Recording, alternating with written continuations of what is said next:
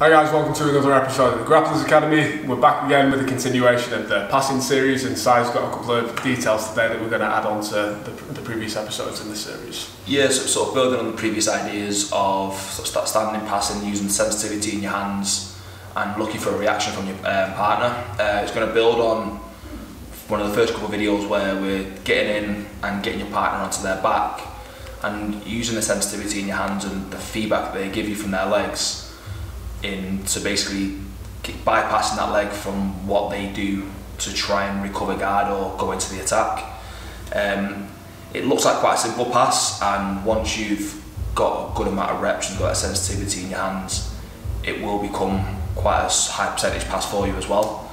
And yeah, it's just, whenever I land it, I always feel like I've met somebody. So it's quite I think it's building on that idea that Hicks and Gracie talks about a lot, isn't it? Like this one's one of those concepts where it's that invisible jiu-jitsu, where it looks fairly simple, but until you start feeling it and feeling where the pressure is and having to play around with it yourself, you get a much better understanding of how the pass works and how it becomes more effective.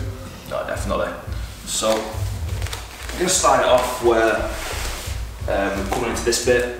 If you've not watched the previous videos on the distance management and sort of getting underneath the legs, go back and watch those, as this part will make a lot more sense. We're going to come into here and looking for bonds to sort of start to readjust, and then until we find the feet underneath our legs. Then from when there, we're going to go in, grab the feet, hold them up and come into here. So I'm using my hands on the knees now to sort of gauge a bit of sensitivity and see what they're going to do.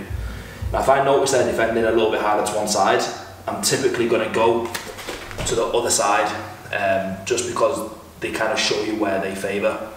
Once we get into here, I'm going to start applying a lot of pressure to the lower knee. Once I start to get that feedback from them, I'm going to pull the knee through and throw the legs over to one side and step myself in, and then we can either go straight to knee on belly or even into side control, or if you quite like your more explosive style of passing, you're going to just jump in and go hip to hip on it. And I'll show you on the other side just so we can see. So as we start to circle round to here, my hand that's on the lower leg is going to start to slowly push the knee towards the chest. I'm waiting for them to really try and push back, or even they're going to try and grab inside the leg here to pull themselves in and start to get to this positioning.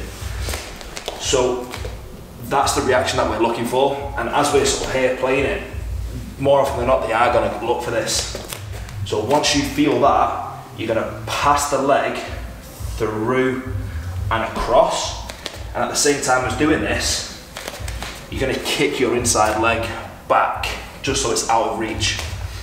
So nice and slowly, I'm going to push the knee back, step back, push across, come into here, and then we can start to slowly come down into side control and go chest to chest, or even progress to other positions from there.